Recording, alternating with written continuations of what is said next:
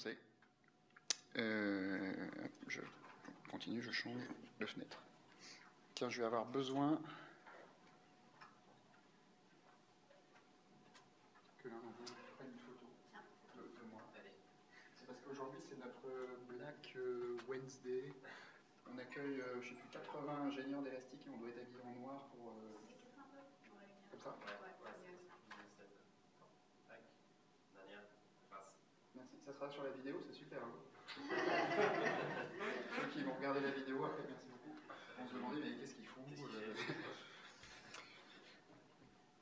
Alors, je vais prendre le micro.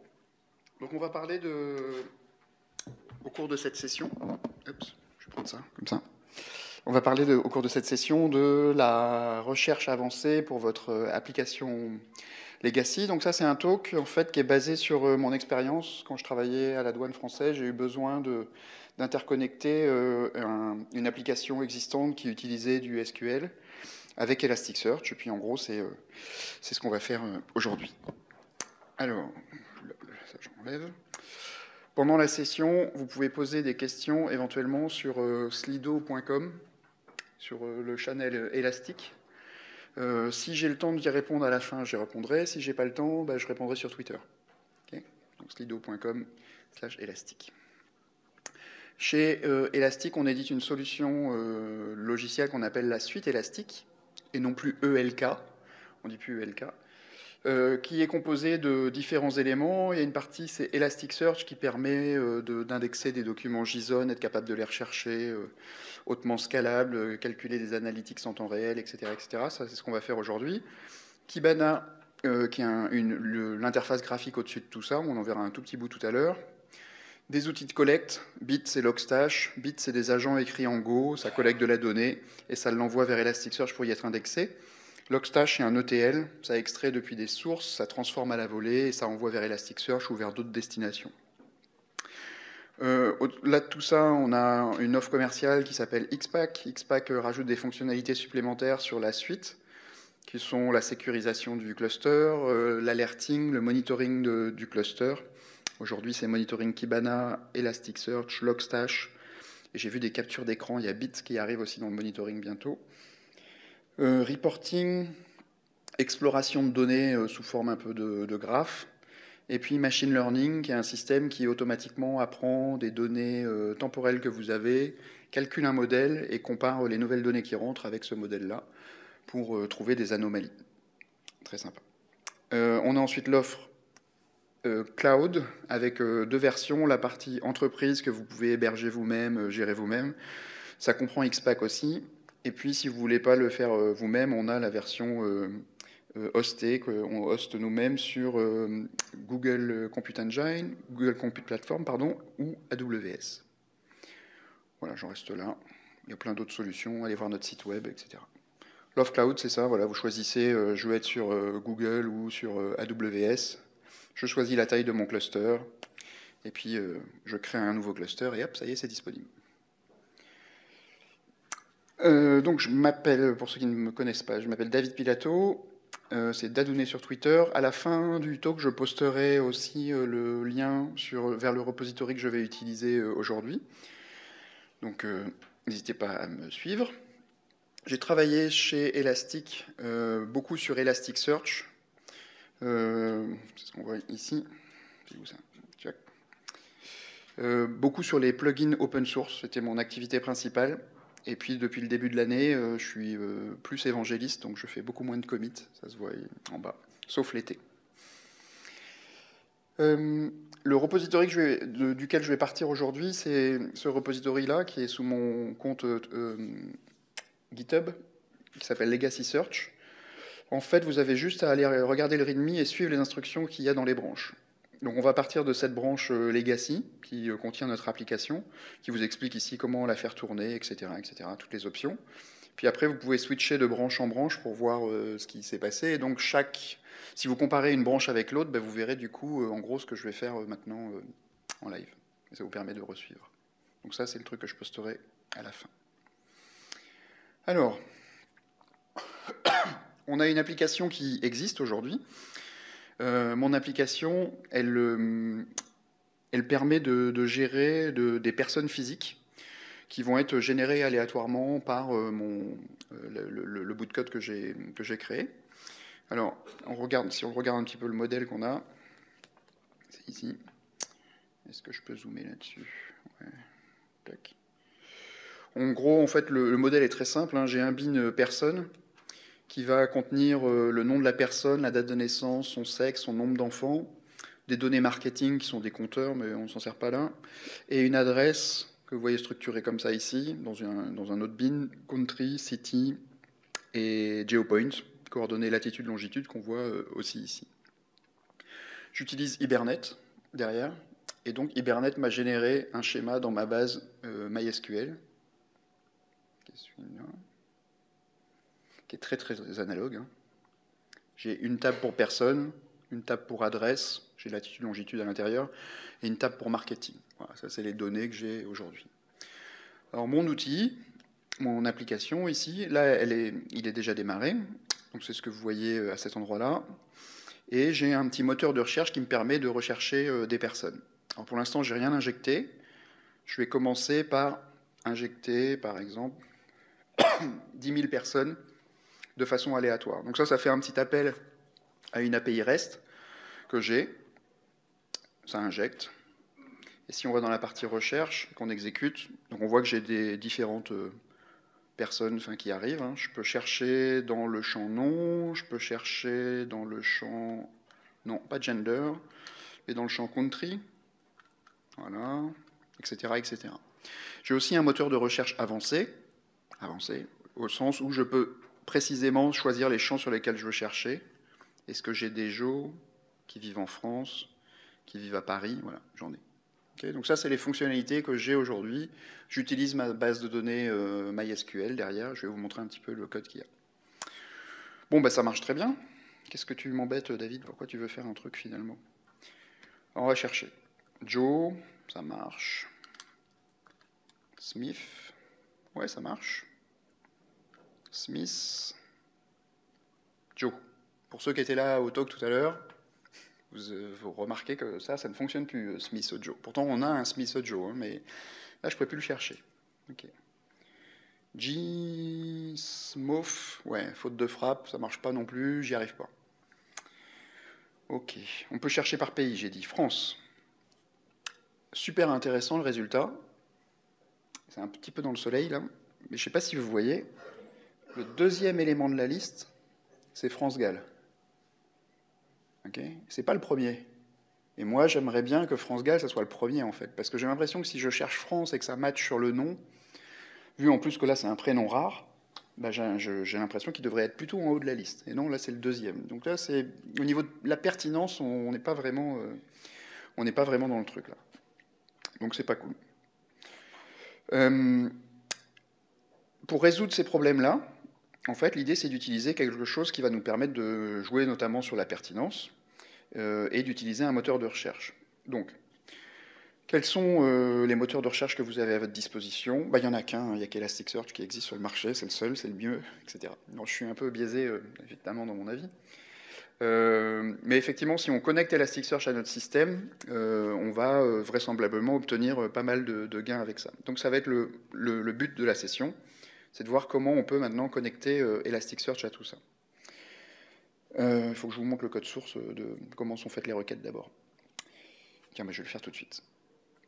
Alors, si je regarde mes requêtes, je vous ai dit, donc j'ai une recherche à la Google qu'on a vue au début, il y a un DAO derrière qui fait en gros ça, qui fait un find like Google. Je reçois de l'interface que l'utilisateur a saisi. Et ce que je fais, j'utilise Hibernate, je génère une query. Et cette query, je fais un like %, ok, et je fais une jointure sur la table adresse. Et du coup, je vais chercher dans le champ name, dans le champ adresse.country et adresse.city. Donc avec mon like %. La recherche avancée, qui est ici, je reçois de l'interface des valeurs name, country et city. Et puis pareil, j'utilise Hibernate. Je lui dis, si tu as quelque chose dans name, à ce moment-là, rajoute une contrainte de type like sur le champ name. Pareil, si tu as quelque chose pour country, tu vas chercher dans adresse.country et adresse.city. Okay, donc ça, c'est l'état courant, c'est ce qu'on a, et c'est comme ça que ça fonctionne. C'est ce qui explique d'ailleurs que quand je cherchais ici avec Smith Joe, comme les termes sont inversés, il n'arrivait pas à retrouver exactement ce que j'ai dans ma base. Donc l'idée, c'est de connecter Elasticsearch. Question, comment on fait ça? Il y a plusieurs stratégies. La première stratégie, c'est de dire, je vais utiliser un ETL, par exemple Logstash, MuleESB, quelque chose comme ça, ou Talend, pour aller lire la donnée toutes les 5 minutes qu'il y a dans ma base, exécuter la requête SQL, transformer ça en document JSON, envoyer ça vers Elasticsearch. Le problème de cette stratégie, c'est que, j'ai dit, on fait ça toutes les 5 minutes. Ok.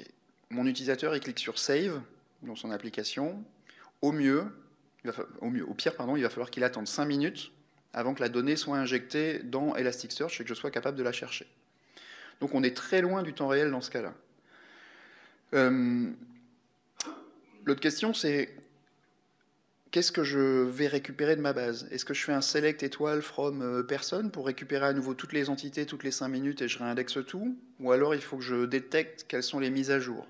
Pour détecter les mises à jour, il va falloir sans doute que j'ai un champ technique, du style une date de mise à jour, et que je récupère que les dernières mises à jour. Bon, c'est faisable, mais c'est un petit peu pénible à faire, ça rajoute de la complexité. Et puis qu'est-ce qui se passe pour les deletes? Si je supprime une entité dans la base, il faut qu'Elasticsearch soit au courant que quelque chose qui ne revient pas, puisqu'il a été supprimé, doit être supprimé d'Elasticsearch. Alors là, c'est compliqué. Là, il faut réutiliser une table technique à côté, une table des deletes qu'on purge de temps en temps pour dire je vais supprimer de la donnée. Donc pour moi, c'est vraiment pas la meilleure approche. Si vous pouvez le faire, et c'est l'objet du talk, c'est essayer de modifier l'application. Et au niveau de la couche applicative, dans la même transaction où vous envoyez votre donnée vers la base de données relationnelle, dans la même transaction, vous essayez de l'envoyer vers Elasticsearch en même temps. Okay, comme ça, vous gardez cette synchronisation entre les deux systèmes. C'est pas super compliqué, mais il y a quand même des petits trucs à gérer dont on va parler. Alors c'est ce qu'on va faire. On va rajouter donc du coup notre Elasticsearch quelque part. Donc pour discuter avec Elasticsearch, je vais avoir besoin d'un client Elasticsearch. Donc là, j'utilise la version qu'on a réalisée hier. Donc j'espère que tout fonctionnera bien aujourd'hui. C'est la version 6.0.0 qui est enfin disponible et prête pour la prod. Donc maintenant que j'ai un client, je vais modifier mon code pour faire ce qu'il faut. Alors je vais aller déjà dans la couche service. Dans la couche service, j'ai une méthode qui s'appelle save. Oups, ici. Cette méthode save, elle me permet d'utiliser Hibernate et de sauvegarder avec mon DAO l'entité dans la base Hibernate, dans la base MySQL. Donc là, ce que je vais faire, en fait, je vais dire, dans la même transaction, c'est ce que je vous dis, je vous propose de faire ça, de dire, je vais créer un Elasticsearch DAO, je vais faire pareil un save de mon entité personne. Okay. Donc je vais créer ce champ-là. Je vais créer un Elasticsearch DAO qu'il faut que je crée. Je vais créer cette classe dans le bon package, DAO. OK. Alors là, j'utilise un framework qui s'appelle RESTX, qui me permet d'avoir de l'injection. C'est un peu comme si je faisais du Spring Boot, quoi. Mais là, c'est RESTX. Donc j'annote avec composant pour bénéficier de cette injection. Donc là, je vais le mettre final. Il faut que je le crée dans le constructeur. Donc du coup, je peux l'injecter. Ouais, vas-y.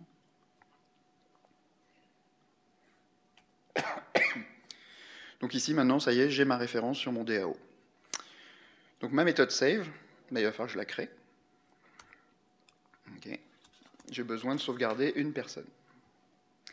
Alors pour pouvoir faire ça, il va me falloir un client Elasticsearch. Donc pour ça, je vais le créer ici, private final. Alors c'est un REST. J'utilise le client REST pour ceux qui connaissaient déjà le client Elasticsearch. On avait un client transport qui s'appelait, mais là c'est le client REST que j'utilise. Donc c'est le REST high level qui apporte des fonctionnalités supplémentaires. Donc je vais l'initialiser dans le constructeur. Donc mon client Je l'initialise comment? Comme ça. Alors, qu'est-ce que je fais ici? Je crée un nouveau REST High Level Client qui est basé sur un Low Level Client. C'est ce qu'il fait ici. Et je lui dis, tu vas te connecter à un nœud qui tournera sur l'adresse par défaut d'Elasticsearch, locale sur le port 92.0.0, qui est le port REST. Okay. Oui. Ah. À cause du soleil, et ça on ne peut pas le fermer.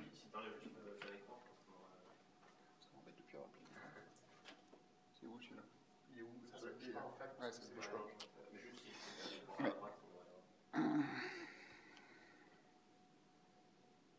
Ou attends, je sais. Je vais laisser le plein écran et je vais remettre projet. Voilà. Comme ça. Voilà. OK. Donc, j'ai mon client ici. J'ai besoin d'autre chose. Il faut, pour pouvoir parler avec Elasticsearch, il faut lui parler en JSON. Donc, je vais avoir besoin de serialiser mes bins en document JSON.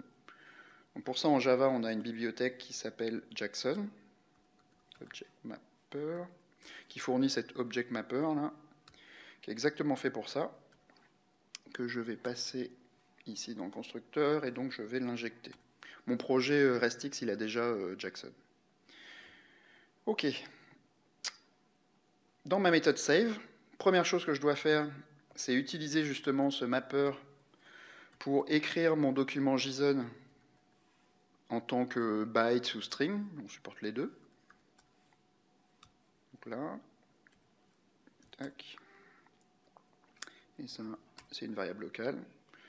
Donc là, j'ai un tableau de bytes qui représente en fait ma personne en tant que document JSON. Et ce que je dois faire maintenant, c'est prendre mon client et lui dire, bah, je vais te faire une opération d'indexation. Je te passe une index request. Là, ce qu'il veut, il veut que je lui dise quel est l'index sur lequel je vais travailler. Bon, il va s'appeler personne. Quel est le type du document? Je vais l'appeler personne. Mais ça devrait s'appeler doc normalement, mais qu'importe. Et puis, je vais lui passer un ID. Alors, c'est l'ID que Hibernate a généré.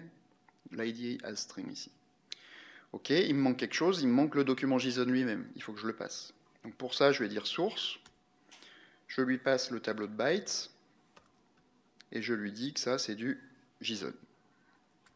Tac. Et voilà. Donc, en gros, avec ces deux lignes de code ici, je suis capable d'envoyer mon entité vers Elasticsearch. Okay, je passe la tuyauterie qu'il y a eu à côté, mais c'est à peu près ce qu'il a fallu faire. OK, compilons ça.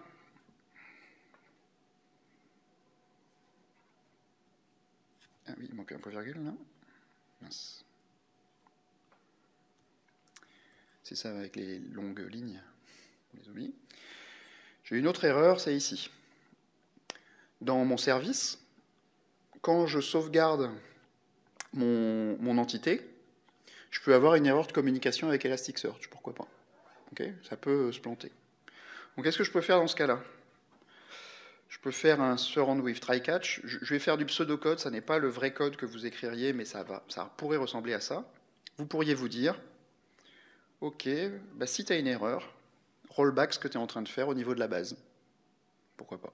Tu as commencé à faire des trucs, je veux tout rollbacker. Moi, dans mon cas, et c'était le cas quand je travaillais avant la douane, c'est qu'il était très important pour moi que quand l'utilisateur clique sur Save, quoi qu'il arrive avec le moteur de recherche, si on peut sauvegarder dans la base, on sauvegarde dans la base. C'est principal, c'est sauvegarder l'entité que l'utilisateur a saisie. Donc moi, ce que je faisais dans ce cas-là...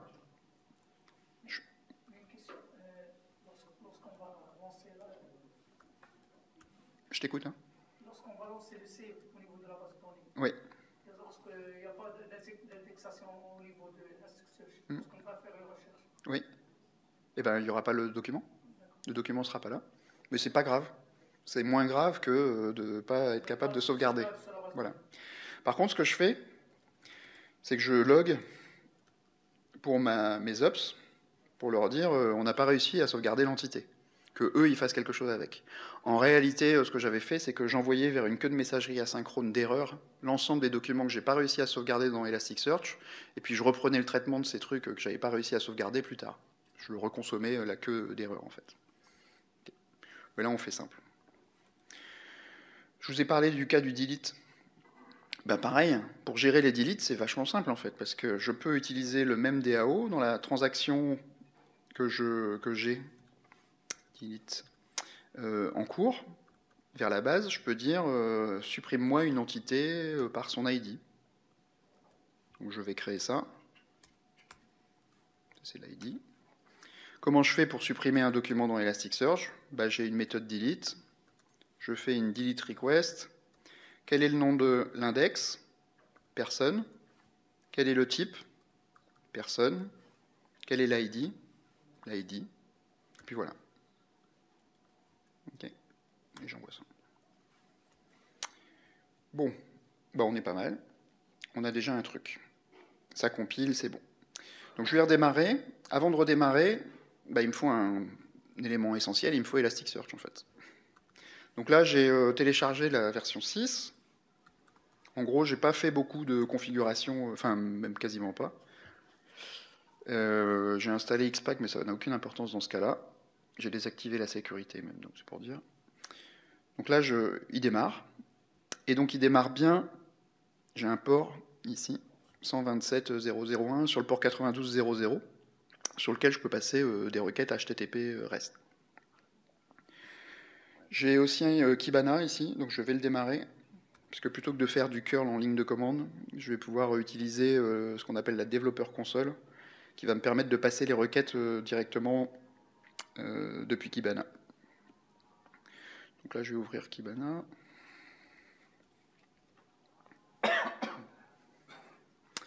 Donc voilà, je vais dans la Developer Tools. Je vais vérifier que mon cluster marche bien. Donc voilà, j'ai bien mon cluster Elasticsearch qui marche, version 6.0.0, tout va bien. Si je regarde pour l'instant, dans mon index qui s'appelle personne, j'ai aucun document, c'est normal, j'ai encore rien émis, rien envoyé.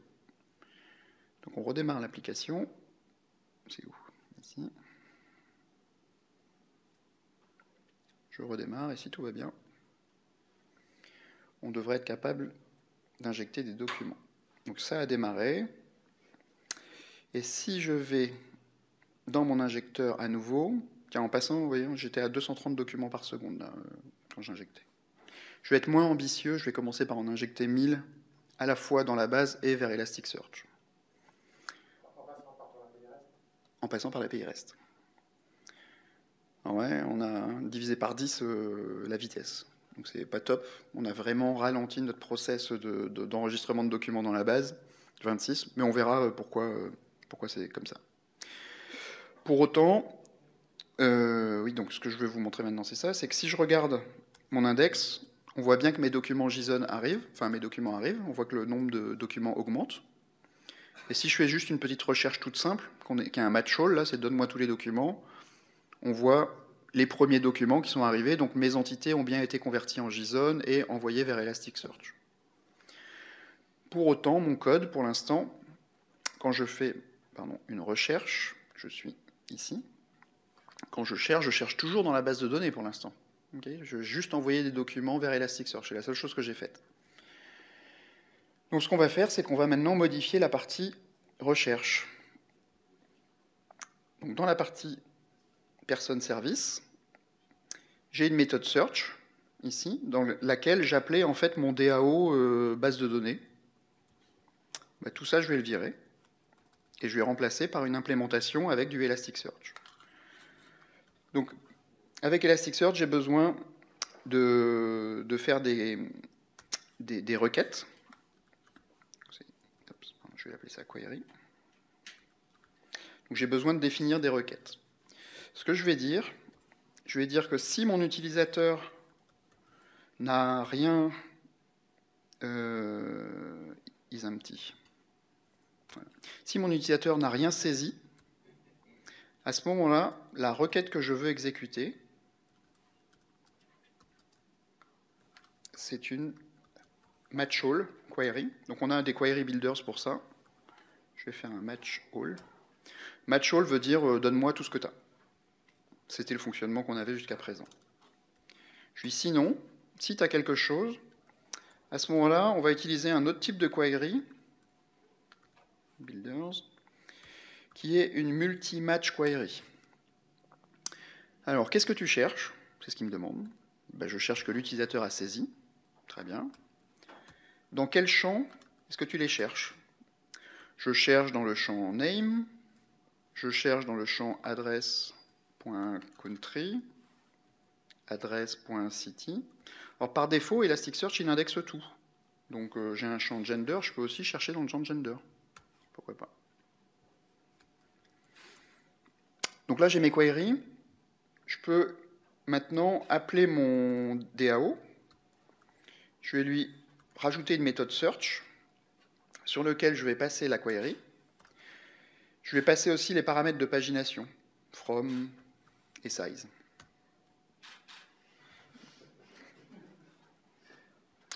Pardon, j'ai été distrait. Donc je crée cette méthode. Tac, une query from size. Il n'y a plus de soleil. Ah oui, parce que je n'ai pas fait gaffe, mais que c'était revenu normal. Okay. Alors, je vais utiliser mon client à nouveau, et maintenant je vais faire une recherche, search. Donc j'ai besoin d'une new search request apparemment. Qu'est-ce qu'il me faut? Quels sont les index dans lesquels je veux travailler? Ouais, Elasticsearch est multitenant, donc je pourrais chercher sur plusieurs index à la fois. Là, je vais juste dire tu cherches dans l'index personne. Et puis, je peux le passer là. Non, je vais faire un. Source. Qu'est-ce que c'est? Il me faut un new search source builder. C'est un peu verbeux. Donc là, j'ai besoin, pardon, de rien. Attends pour moi. Qu'est-ce que je peux passer comme paramètre là-dedans? La requête en question, celle que j'avais créée tout à l'heure dans le service. Les paramètres from et size, pour vous montrer que la pagination, c'est simple. Hein. Je fais from le paramètre from, je fais size le paramètre size de la page. OK. Et puis, qu'est-ce qui me manque? Ça peut faire quoi? Ça a des exceptions. D'accord. Bon, bah avec ça, j'ai exécuté ma requête. C'est à peu près ce que je voulais. Je vais essayer de mettre ça un peu plus en forme. OK. Ce truc-là, ça me renvoie une réponse. Pourquoi pas. Et puis, je vais retourner la réponse à l'aplomb. Donc, ma search, maintenant, me renvoie une réponse, qui est mon objet response. Et là, je triche un peu, mon application n'est pas si legacy que ça. J'ai du AngularJS et du JSON au niveau du front, c'est pas des servlettes. Je ne vais pas exagérer non plus, ou du struts, que sais-je. Donc je vais simplement renvoyer la réponse en JSON, et puis voilà. Okay. Donc là, j'ai implémenté la partie search avec Elasticsearch. Pour la partie search à la Google. On va faire la même chose pour la recherche avancée. Je vais virer tout ce qu'on avait dans la recherche avancée, où on cherchait dans différents champs. Et je vais taper vite. Voilà. Donc je dis, si je n'ai rien dans nom, et si je n'ai rien dans country, et si j'ai rien dans city, à ce moment-là, l'utilisateur il veut faire un match all. Redonne-moi tous les résultats. Sinon, tu vas faire une requête booléenne, et s'il y a quelque chose dans name, ça doit obligatoirement matcher sur le champ name. S'il y a quelque chose en country, ça doit obligatoirement matcher sur le champ adresse.country, et pareil pour city. Okay, donc je fais ma requête booléenne comme ça. Et j'utilise le même DAO qu'on a construit tout à l'heure, où je passe mes paramètres query, from et size. Il faut que je redémarre mon application. Ah bah oui, c'est une JVM quand même.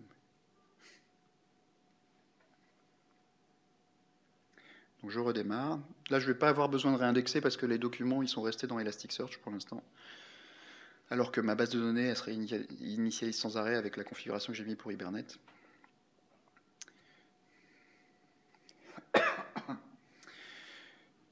Donc, voici mon résultat. Donc là, c'est mon match all. Ok, j'ai mes 1000 documents. Si je cherche Joe, alors ça ne fonctionne pas. JO ne fonctionne pas. JOE fonctionne. Ok. Pas les sous-termes, mais les termes fonctionnent. Smith, ça marche. Très bien. Smith, Joe. Ah, cette fois, on est un petit peu mieux. J'arrive à trouver mes Smith, Joe ou Joe Smith. Qu'est-ce qu'on voulait chercher? France. Ah, et France Gall est en premier.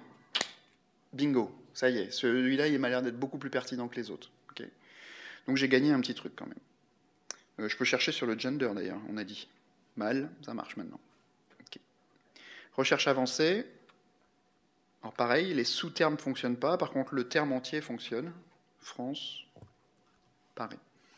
Okay. Donc il y a un petit problème à régler. Il va falloir qu'on voit pourquoi. Je vais vous expliquer ce qui se passe juste après. D'abord, je voudrais m'attaquer à ce problème-là. 28 personnes par seconde, c'est très décevant. Okay, c'est très décevant. Alors pourquoi on a ce niveau d'indexation? C'est parce qu'en fait, à chaque document qu'on veut indexer, on envoie une requête vers Elasticsearch. Donc c'est une requête, une par une. Il y a dans Elasticsearch un mode beaucoup plus rapide qui s'appelle le mode bulk, qui permet d'envoyer un batch de requêtes et de faire une seule requête d'un seul coup, plutôt que d'en faire plein de petites. Alors pour ça, on va utiliser ce qu'on appelle en Java, on a un bulk processor, qui est très pratique. Démo bulk. Voilà. Je vais vous expliquer ce que ça fait. Il faut que j'importe ça d'abord et que je crée ce champ. Okay. Donc ce bulk processor, il a un listener, mais ça on s'en fiche. Ce qu'on va faire, c'est qu'on va rajouter des opérations à effectuer et à envoyer vers Elasticsearch. Et ce qu'on lui dit, c'est que toutes les 10 000 actions, tu vas flusher le bulk vers Elasticsearch. Ou même si tu n'as pas 10 000 éléments dans ton bulk, toutes les 5 secondes, je veux que tu flushes le bulk. Okay, c'est ce qu'il va faire, on va lui rajouter des actions, et au fur et à mesure, il va envoyer ça vers Elasticsearch. Du coup, au lieu de faire ici une opération d'indexation directe, je vais remplacer ça, je vais dire, tu vas faire bulkprocessor.add l'opération qu'on veut ajouter, l'index request. Pareil pour le delete, c'est pareil. J'ajoute l'opération de delete au bulk. Ok, je ne vais pas relancer tout de suite. Je vais d'abord corriger l'autre problème. Ah, j'ai une parenthèse en trop. Oui, celle du début aussi. Et du coup, il m'en manque celle de la fin. C'est bon, ça compile? Merci. C'est bon. Alors, l'autre souci qu'on a à régler, c'est pourquoi ici, quand je tape J, O, ça ne fonctionne pas. La raison, c'est que Elasticsearch, il applique ce qu'on appelle un mapping par défaut. Quand vous dites rien, il essaye de reconnaître dans vos documents JSON des formes, des structures, et puis il se dit, bah, par exemple, le champ city, tu vas faire du full text search dessus, et je vais l'indexer avec ce qu'on appelle l'analyseur par défaut d'Elasticsearch. Alors c'est quoi l'analyseur par défaut? C'est l'analyseur qui s'appelle standard. Et cet analyseur, quand je lui passe un texte qui est Joe Smith comme ça, par exemple, ou je vais même mettre Joe Smith comme ça, j'utilise l'analyseur standard. En fait, il me fabrique deux tokens, Joe et Smith, vous voyez, tout en minuscule, et c'est ce qui va être indexé dans Elasticsearch, dans l'index inversé Lucene qu'il y a derrière Elasticsearch. Donc c'est ces deux termes, Joe et Smith. Quand on exécute une requête, le même analyseur par défaut est appliqué. Donc vous vous rappelez, hein, j'ai Joe, JOE et Smith. Si je cherche pour Joe, JO, avec l'analyseur standard, ça fait seulement JO en minuscule, et JO n'est pas égal à JOE. Donc c'est la raison pour laquelle Elasticsearch ne peut pas trouver le document, puisque ça ne matche pas, les termes ne sont pas les mêmes. Par contre, si je cherche avec JOE, il va le trouver dans l'index inversé, on sera capable de trouver le document. Donc il faut que j'aide un petit peu Elasticsearch pour lui dire, bah, j'ai un use case un petit peu différent de la normale, c'est pas le truc standard, j'ai envie que tu sois capable de trouver pour des sous-termes. Pour ça, je vais utiliser un analyseur spécifique que je vais définir. Je vous donne un exemple, là je fais un index de test. J'utilise un analyseur que je vais appeler ngram, et je vais utiliser une stratégie de tokenisation des chaînes de caractères qui s'appelle des edge-ngram. Pour vous expliquer exactement ce que ça fait, je vais vous montrer ici, juste dessous.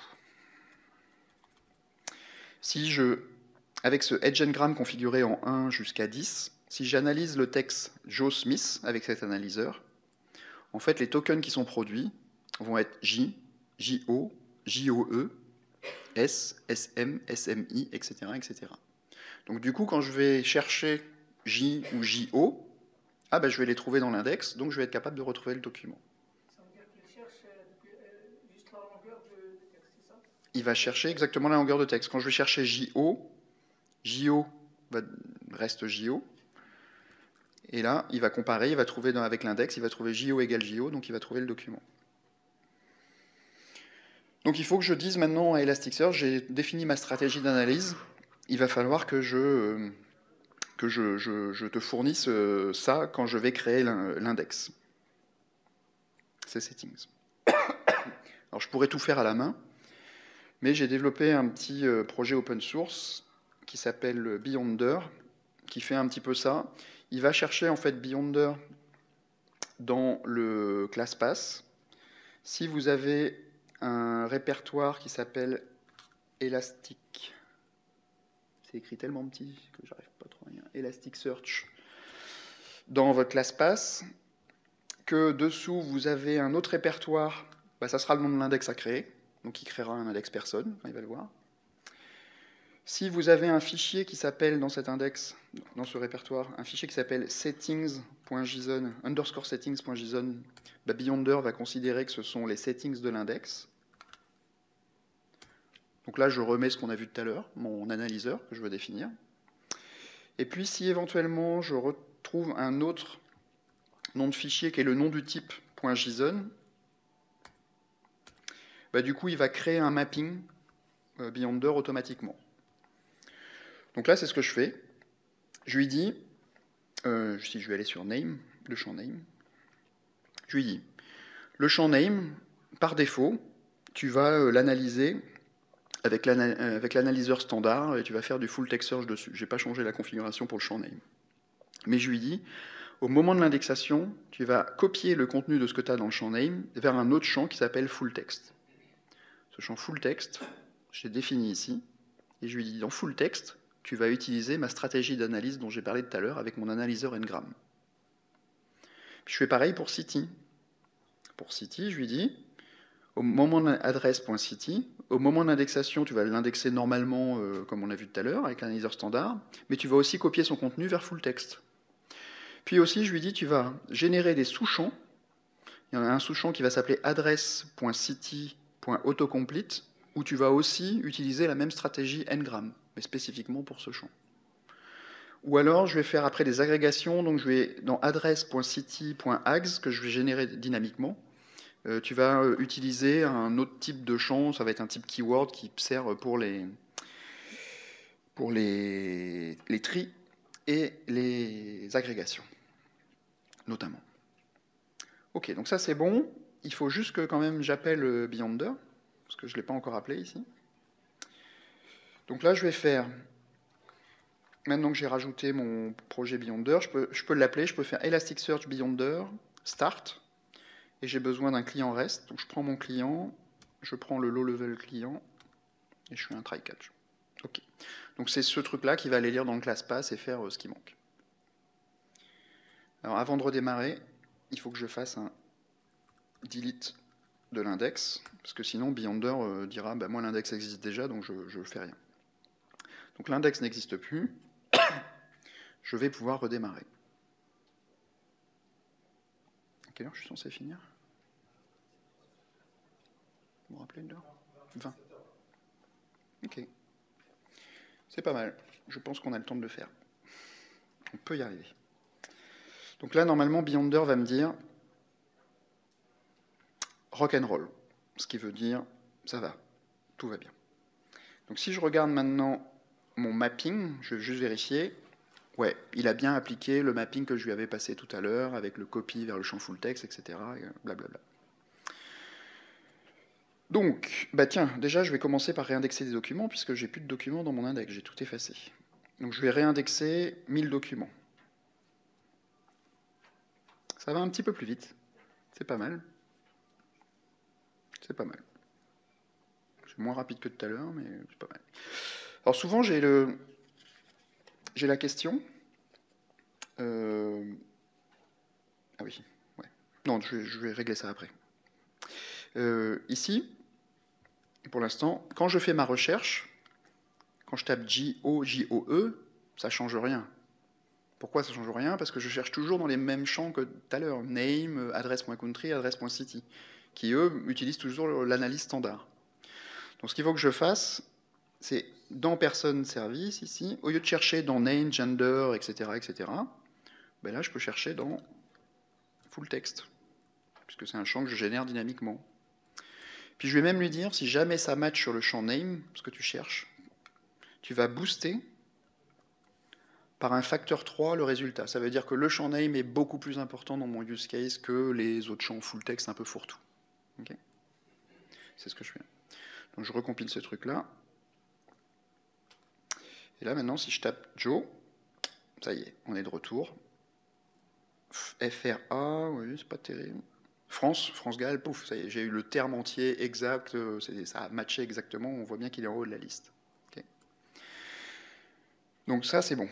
Sur la recherche avancée, j'ai pas fixé le problème pour l'instant.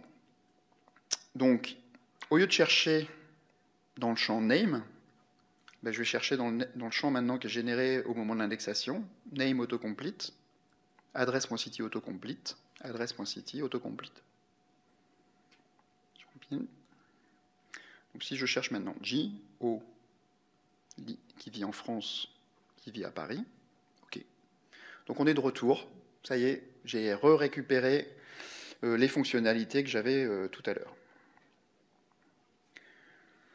Donc souvent j'ai la question sur est-ce que ce process-là risque pas de ralentir un petit peu trop mon indexation, le fait de coupler Elasticsearch avec.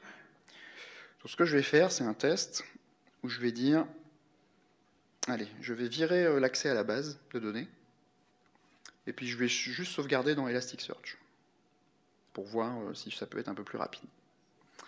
Je fais ça. Alors le seul problème, c'est que comme mon ID était généré par Hibernate, par la base, donc du coup, là, je vais demander à Elasticsearch, génère-moi un ID, je te le fournis pas, il va générer des ID automatiquement. Donc on va refaire. Ok. Je vais régénérer, allez, tiens, 10 000 juste pour tester. Boum. C'était rapide. Donc je vais en faire 1 million, parce que ça va vite. Donc voilà, en fait, la vitesse d'indexation, là, pure, hein, je suis en pure mémoire, vous voyez, c'est à peu près cette vitesse-là. En fait, c'est très très long, là, c'est bizarre. Je pense que j'ai mon antivirus qui tourne aussi. Normalement, ça ne devrait pas être à cette vitesse-là, ça devrait être beaucoup plus rapide. Je pense que ça doit être l'antivirus. Donc ça va être plus long que je pensais. Ok. Normalement, je suis à 15 000 documents par seconde. Bon. Mais pour autant, ça reste quand même plus rapide que tout à l'heure. Alors pendant qu'il fait ça, ce qui est intéressant, c'est qu'on peut quand même chercher de façon efficace. Vous voyez, à droite, il y a toujours le temps de réponse en millisecondes, en haut, le temps que ça m'a pris côté Elasticsearch. Donc quand je cherche des Joe là-dedans, même sur 236 000 documents, ouais, ça reste très abordable. Alors est-ce qu'on peut faire mieux que ça? Là, je commence à avoir beaucoup de documents, j'aimerais bien comprendre quelle est la distribution de mes documents pour essayer de comprendre un petit peu plus mon dataset. Ce qu'on peut faire, c'est qu'on peut rajouter ce qu'on appelle des agrégations. Les agrégations, ça va consister à dire je prends le résultat set et je le groupe par certains types de champs. Donc là, je vais faire un termes agrégation sur le champ adresse.country.ax dont j'ai parlé tout à l'heure. Donc je vais dire donne-moi le top 10 des pays que tu as. C'est un groupe by count ordonné par les valeurs les plus fortes finalement. Et donne-moi sur le résultat set ce résultat-là. J'en fais une autre, je fais un histogramme de date sur le champ date de naissance. Calcule-moi un bucket par année et compte-moi le nombre d'individus que tu as par année. C'est ce que je veux faire sur le résultat set. Alors côté interface, j'avais déjà triché. Donc là, ça vous donne un exemple du résultat. Donc j'ai 789 000 documents et on voit le nombre de documents par pays et ici par année. Donc si je fais Medjo maintenant, je vois la distribution de Medjo dans l'ensemble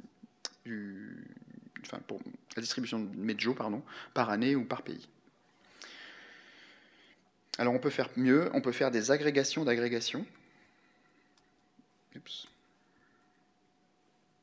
Des mots. Ici, je dis, je fais toujours mon premier niveau d'agrégation sur le pays, donc calcule-moi la répartition par pays. Mais ensuite, pour chaque pays, je veux que tu me fasses un histogramme de date, un peu ce qu'on a vu en dessous, par année, sur à peu près un intervalle à l'année, un intervalle de 10 ans à peu près. Excuse-moi, pas par année. Et pour chaque 10 ans, je veux que tu me calcules l'âge moyen des enfants. Donc je fais agrégation, d'agrégation, d'agrégation. Il faut que je modifie de l'HTML. Je crois que c'est ici. Ouais, j'ai un commentaire. Vous avez vu, je suis développeur front-end. Hop. Je sais éditer une page HTML. Bon, je l'ai faite quand même, il ne faut pas exagérer. Donc si je vais dans Compute maintenant, on va voir le résultat de cette agrégation d'agrégation. Donc c'est ça. Je vois en Allemagne, j'ai tant d'individus. En 1930, j'en avais 16 qui ont 2,1 enfants en moyenne, etc. Et puis les résultats sont dessous. Et donc si je tape Joe là-dedans, je vois maintenant la distribution de mes Joe par pays, par dizaine d'années, et l'âge moyen des enfants. Donc tout ça, ça s'exprime en temps réel. Ça se fait en temps réel. Au fur et à mesure que j'indexe, je suis capable de récupérer les résultats. Il me reste plus beaucoup de temps. Ouais, 3 minutes. Donc je voudrais quand même essayer de corriger le problème qu'on a vu ici, parce qu'il n'est pas résolu. C'est que si je cherche Gizmos, ça ne marche pas. Donc comment je fais pour gérer les fautes de frappe avec Elasticsearch? Dans ma requête, on a faite tout à l'heure, qui est là, je peux lui dire, je vais t'indiquer un critère, je vais t'autoriser du flou. Je vais t'autoriser une lettre d'écart dans les mots, dans les termes que tu cherches. Je compile. Et là, maintenant, si je tape... Alors, Joe, évidemment, ça marche toujours, mais si je tape G, Smooth, maintenant, j'ai bien mes Joe Smith en premier. Okay. Je peux faire la même chose pour la recherche avancée. Là, pour l'instant, ça ne marche pas.